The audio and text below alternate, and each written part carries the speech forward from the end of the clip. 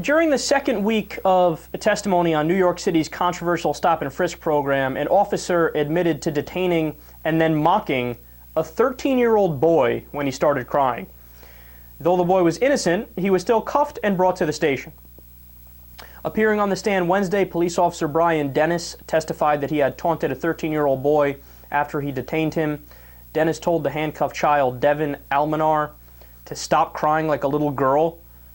The teen was reportedly stopped on the street in Harlem when he reached into his pants waistband.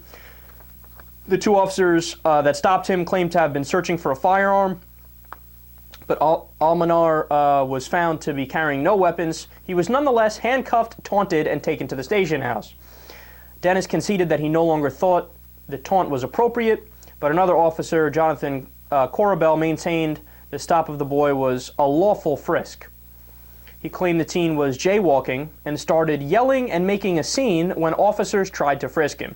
So think about that. They did a frisk of this kid, 13 years old, 13 years old.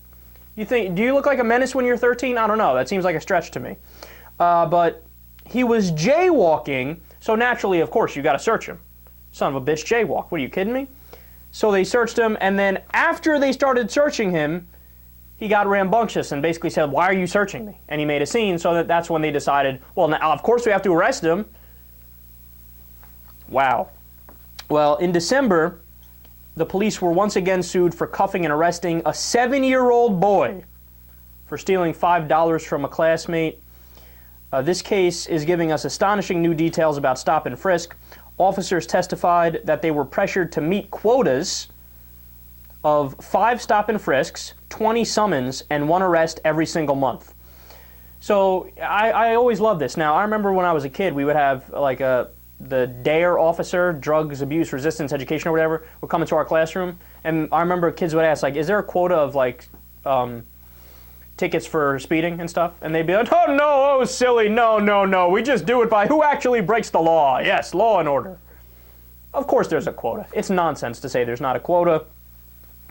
So the quota for stop and frisks, which is even more ridiculous and unethical, 5 stop and frisks, 20 summons, 1 arrest every month.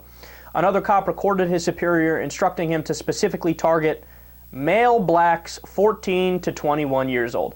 So there it is, finally. Now, I love it. I love it, I love it, I love it. When all the Republicans and the right-wingers and just people in general say, oh, no, racism doesn't exist. What, are you kidding me? Oh, really? So why is it that the NYPD officers basically tell their workers, you know what, for the stop and frisks, you need to just only ages 14 to 21-year-old black kids, target them. Because, of course, they're guilty by definition. They're black, and they're young, and they're male. What, are you kidding me? You gotta lock them all up, lock them all. What are you doing? So in 2011, the police disproportionately stopped minorities. More than 86% of the people stopped by the police were black or Latino. More than 86%. Now, if you know anything about the demographics in New York City, that's nowhere near the amount of blacks and Latinos there are. So it's way disproportional. It's way out of whack. And keep in mind, what stop and frisk is, it's where they just randomly say, oh, you look somewhat suspicious, we're going to search you. Based on what? You just look suspicious. I mean, it's the most clear violation of equal protection under the law I've ever seen. It's blatantly unconstitutional, but for some reason it's allowed. And you ready for this? So you want to know how many of these stop and frisks resulted in no ticket and no arrest? So in other words, how many of these people did absolutely nothing wrong, but they were stopped and frisked? 90%.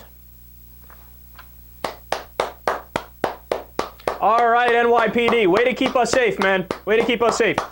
Now, people wonder why, and by the way, I'm not the type of person to bash all police officers, because I think that's crazy. I think, of course, it's on a case-by-case basis, and a lot of them are doing their job and protecting and serving and never did a wrong thing in their life, and they're honorable, so on and so forth. So, trust me, and I know they have a tremendously hard job, right? So, you can understand to a certain extent why they're jaded.